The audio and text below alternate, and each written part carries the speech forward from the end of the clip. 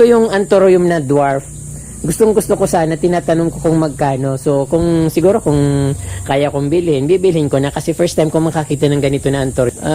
Iba to, Syngonium yata ito. Maganda yung ano na to. Ibang klase yung dahon niya. Sayang wala si mother. Yung saging, maganda rin yung saging sana, oh. Then marami siyang mga ano dito, bigonya na variety. Napakarami ka from day. Oh. Maganda sana kung nagbibinta sila online.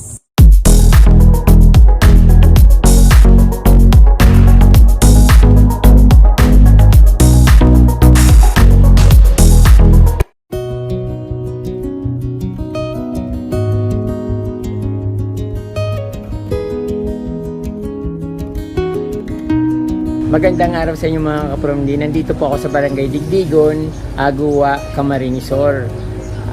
Wala akong punteriya sa lakad ko na ito, so gusto ko lang ma-discover kung ano yung mga nakikita dito since nakakabiyahe naman ako at rarating ko yung gusto kong marating.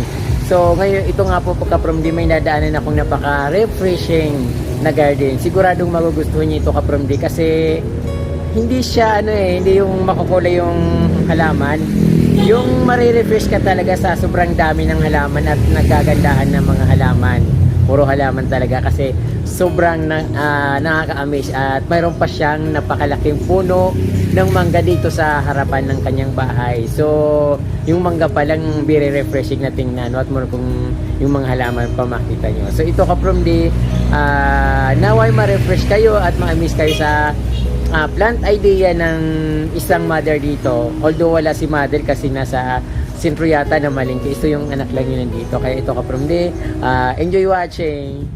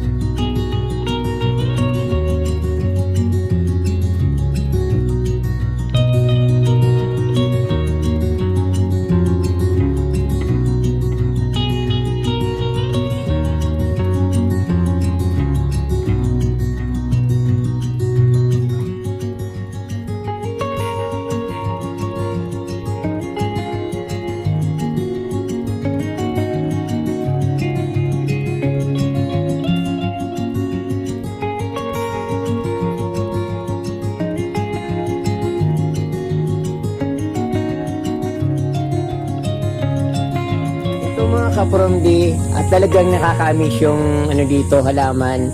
So sa labas talagang makikita mo, talagang refreshing na talaga. Although medyo madilim ng konti kasi puro dahon yung makikita. So ang mga halaman dito, marami silang mga iba't ibang varieties ng anthurium, katulad nito, puti na dwarf na anthurium, din calathea, mga orchids. Ayan po, yung calathea rose, yan, namumulaklak din siya at mataba. Then yung dito, anthurium crystallino, medyo mahal ang dito bigayan, depende raw sa laki ng anthurium. Kasi yung nabili ko, anthurium na binili ko yung magnificum, 200 pesos. Dito, I think iba ito hindi ito parang ito yata yung magnificum. So nasa 250 ra yung bintahan nilang ng ganyan. Dito naman sa taas, yung mayroon siyang black velvet, yung bigonya na ito, maganda rin tong bigonya na ito. Then alocasia. At nung napansin ko ka-Promdi, meron akong tinanong na napakagandang halaman. So ito yung anthurium na dwarf. Gustong-gusto ko sana, tinatanong ko kung magkano. So kung siguro kung kaya kong bilhin, bibilhin ko na, kasi first time ko makakita ng ganito na anthurium. Napakaganda niya ka-Promdi, oh. Pwede siya sigurong ilagay sa loob ng bahay kasi maliit lang siya. Less space lang yung niya, yung malalagay niya, pero napakaganda niya. At ito rin, wala kasi yung mother. Gusto ko sanang bibili rin sana ako kung kaya kong bilhin, kaya lang wala yung nagbabantay. Yung mga anak lang yung nandito. Then meron silang mga orchids, ayun, pipiromia, na yung hanging pipiromia, maganda rin itong palaguin. Then mga bigonya, calathea, napakadaming halaman dito. Talagang nakakabusog sa mata.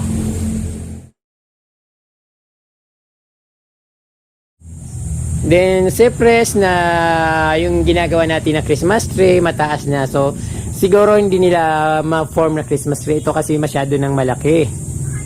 Then dito mayroon silang turtle vine, yung pure na green. Then dito mayroon din silang kubo at bird of paradise na namumulaklak na parang mga parang saging. Then ito, puntahan natin dito yung kubo. Yung stargazer yata ang tawag nito. Mayroon din siya mga insolent plant, napakarami ka-Promdi. Oh, maganda sana kung nagbibinta sila online, at sana kung makausap ko si mother, kaso wala siya. Din meron silang kubo, kaso ginagawa yatang sampayan yung kubo dito. Napakaganda at very presko kasi nasa siya ng nasa ilalim siya ng naglalakihan na puno. Ayun. Mayroon din siyang mga orchids na binibinta dito. At ito mayroong ditong alocasia sebrena. Mayroon din ako nito. Then yung orchids dito napakamura. Ito, sabi niya kapag maliit lang, 50 pesos, din yung malaki 100 pesos. Napakamura na ka-Promdi. Pero ito local lang ito.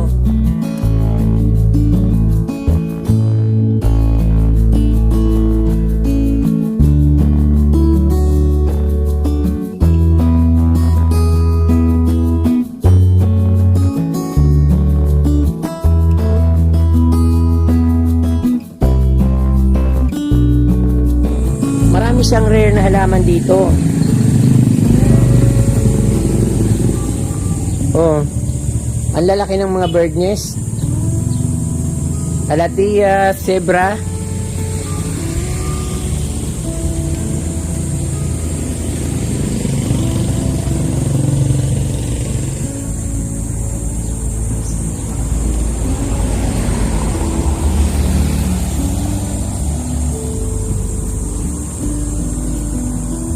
Dito lang sa gilid ng kalsada, marami silang halaman. Nandito rin iba't ibang klase ng anthurium, kulay orange yung nandito. mga bromeliads.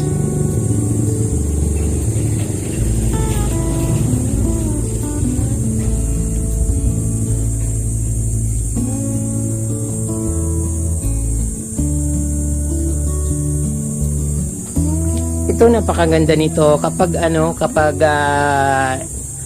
nasa niya, yung kabulaklakan niya talaga, yung pagbuka ng mga bulaklak niya, sobrang ganda nitong tingnan. Bibihira lang yung may ganitong halaman. Kaya siguro kabilang din siya sa mga rare na plants.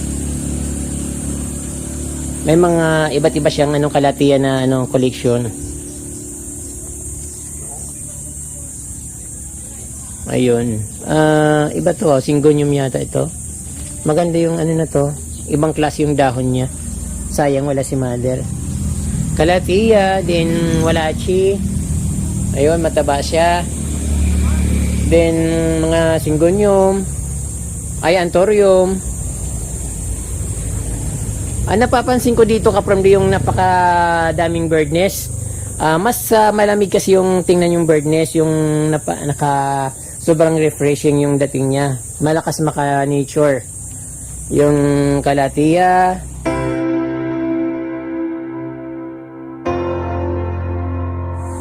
Mayroon din silang peace lily na variegated. Siyempre yung yung Anthurium na napakagandang tingnan. Yung orange na orange. Ito kapramdi orange siya.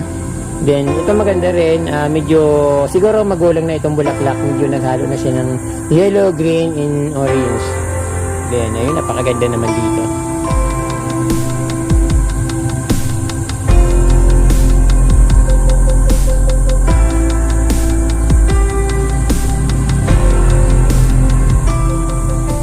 Along the highway lang ito kapramdi. Kung taga rito kayo, dito sa Guwa, Lagunoy, Tinambak, ang malalapit lang dito, pwedeng dumaan dito sa Barangay Digdigon, Guwa, Camarines Sur. May mga flowering plants din sila.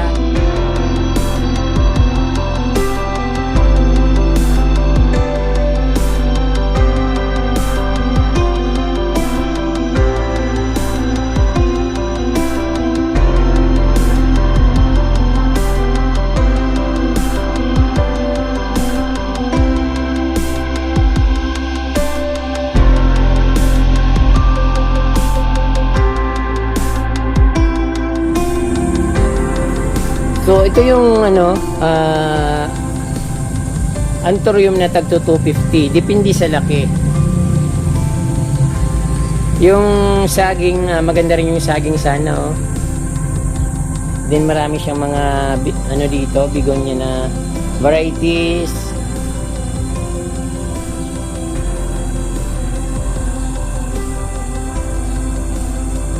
Thai beauty na Calathea. Mostly kasi kapramdi kapag sinabing Calathea, alam ko prayer plants. Prayer plants lahat yung niya, tawag. But may iba't iba kasi yung pangalan niya. Ayan, dami. Tapos itong mocha na Hawaiian tea plant. Then, ayun, ang lalaki ng mga Calathea zebra. Or zebrina.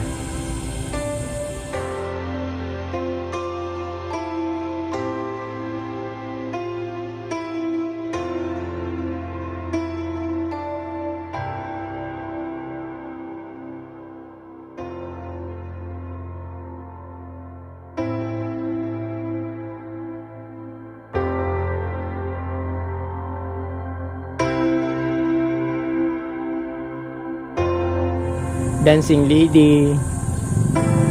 Parang din siyang halaman dito na medyo parang yung puno nitong may bulaklak na ito. Yung puno niya parang may mga tinik-tinik. Ayan, medyo malaki yung puno niya.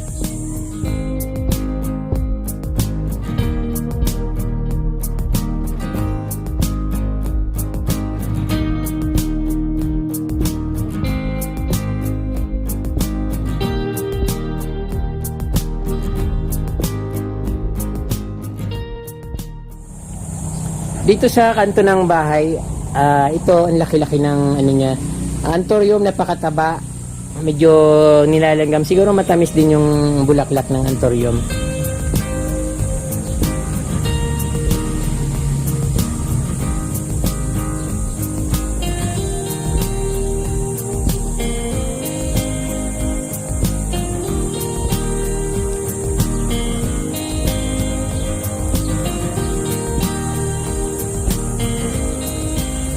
Meron din silang hoya dito kapromdi. Hinayaan lang gumapang. Yung sa akin yung hoya ko, maliit lang pero hindi tumitigil sa pagbulaklak. Tapos ito napakalaki, wala akong nakikitang bulaklak kahit isa.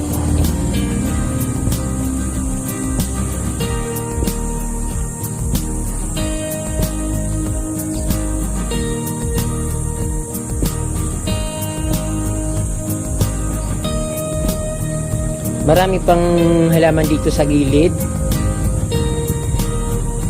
Mga kalatiya, anthurium.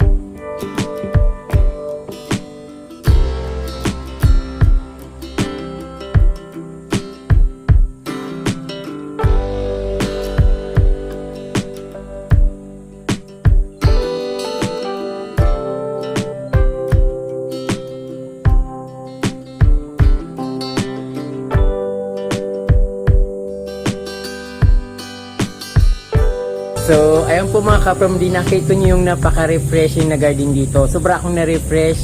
Napakalamig niya, para akong nasa